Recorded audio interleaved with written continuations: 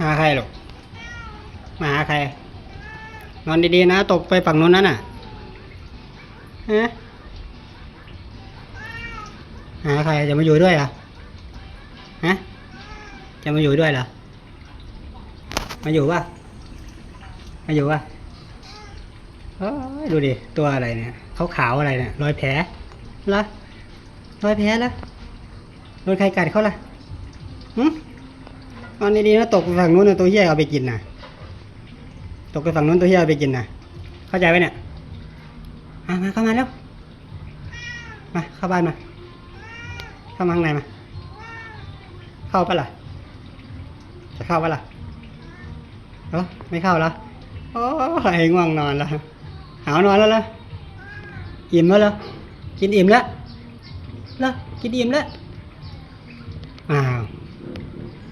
กินอิ่มแล้ว